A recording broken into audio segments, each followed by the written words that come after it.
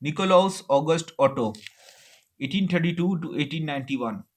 Nicholas August Otto was the German inventor who, in 1876, built the first four stroke internal combustion engine, the prototype of the hundreds of millions that have been built since then. The internal combustion engine is a versatile device. It is used to power motorboats and motorcycles. It has had many industrial applications and it was the vital requisite for the invention of the airplane.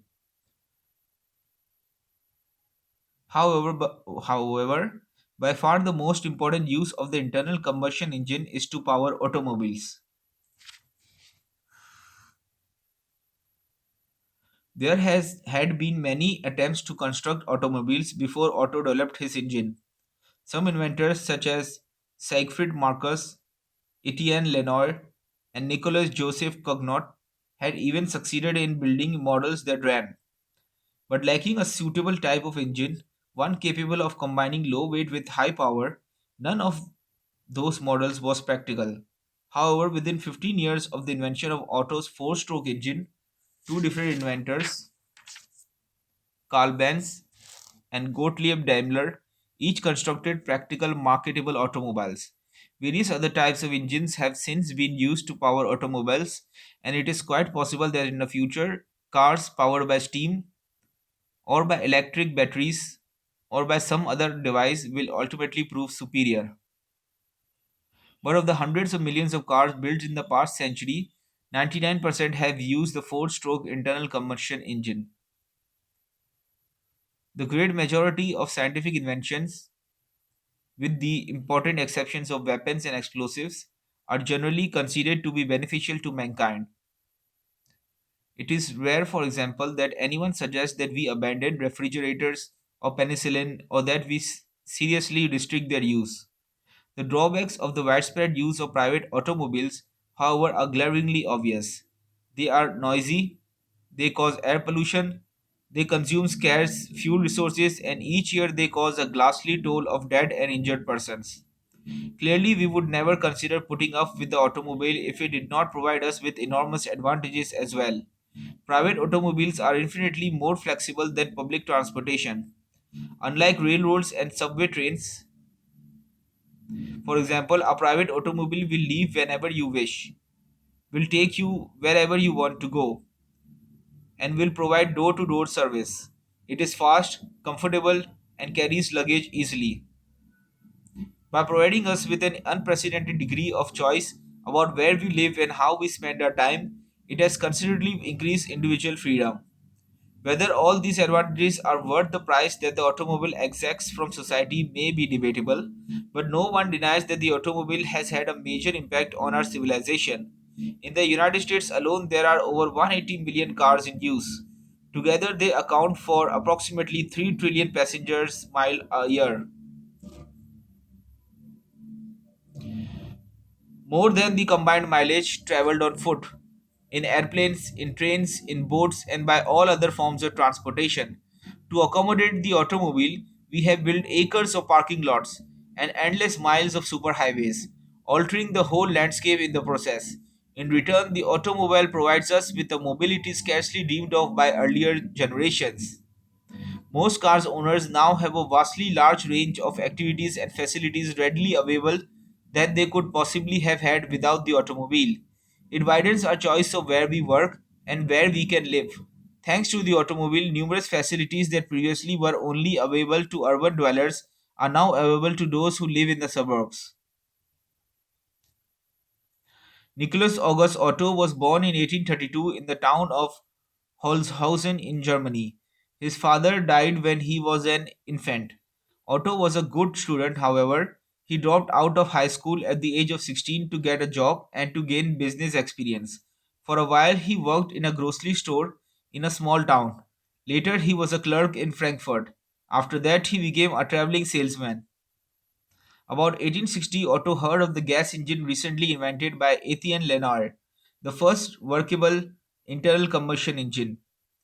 Otto realized that the Lenoir engine would have many more applications if it could run on liquid fuel, since in that case it would not have to be attached to a gas outlet. Otto soon devised a carburetor. His patent application was denied by the patent office. However, because similar devices had already been invented, undiscouraged, Otto devoted his efforts to improving the Lenoir engine. As early as 1861, he hit upon the idea of a basically new type of engine, one operating on a four-stroke cycle. In January 1862, Otto built a working model of his four-stroke engine, but he ran into difficulties, especially with the ignition, in making this new engine practical and soon put it aside. Instead, he developed his Otto atmospheric engine, an improved two-stroke engine which ran on gas. He patented it in 1863 and soon found a partner, Eugen Langen, to finance him. They built a small factory and continued to improve the engine. In 1867, their two-stroke engine won a gold medal at the Paris World's Fair. Thereafter, sales were brisk and the company's profits soared. In 1872, they hired Gottlieb Daimler, a brilliant engineer with experience in factory management, to help produce their engine. Although profits from the two-stroke engine were good, Otto could not get out of his mind the four-stroke engine that he had conceived originally. He was convinced that a four-stroke engine which compressed the mixture of fuel and air before igniting it could be much more efficient than any modification of Leonard's two-stroke engine. In early 1876, Otto finally devised an improved ignition system, and with it was able to construct a practical four-stroke engine. The first such model was built in May 1876 and a patent was granted the following year. The superior efficiency and performance of the four-stroke engine were obvious, and it was an immediate commercial success. Over 30,000 were sold in the next 10 years alone, and all versions of the Lenoir engine soon became obsolete. Otto's German patent on his four-stroke engine was overturned in 1886 in a patent suit. It turned out that a Frenchman, Alphonse Biot de Roches, had thought of a basically similar device in 1862 and had patented it. Despite the loss of the valuable patent, Otto's firm continued to make money. When he died in 1891, he was prosperous. Meanwhile, in 1882, Gottlieb Daimler left the firm. He was determined to adapt the Otto engine for vehicular use. By 1883, he had developed a superior ignition system, which enabled the engine to operate at 700 to 900 revolutions per minute. Furthermore, Daimler took pains to construct a very light engine. In 1885, he attached one of his engines to a bicycle, thereby constructing the world's first motorcycle.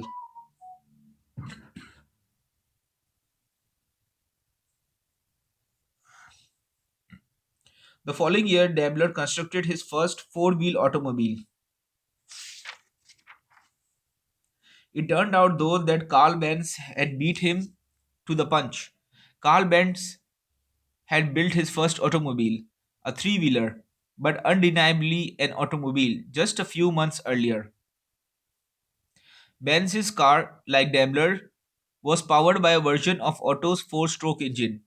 Benz's engine ran at well under 400 rpm, but that was enough to make his automobile practical. Benz steadily improved his automobile and within a few years he succeeded in marketing it. Gottlieb Daimler started marketing his cars a bit later than Benz, but he too was successful. Eventually, the Benz and Daimler firms merged together. The famous Mercedes Benz automobile is manufactured by the resulting firm. One more figure in the development of the automobile must be mentioned: the American inventor and industrialist Henry Ford, who was the first to mass produce inexpensive automobiles. The internal combustion engine and the automobile were inventions of staggering importance, and if a single person were entitled to exclusive credit for them, he would rank near the top of this list. The principal credit for these inventions must, however, be divided among several men: Lenoir, Otto, Daimler, Benz, and Ford. Of all these men, Otto made the most significant contribution. The Lenoir engine was intrinsically neither powerful nor efficient enough to power automobiles. Otto's engine was. Before 1876, when Otto invented his engine, development of a practical automobile was almost impossible. After 1876, it was virtually inevitable.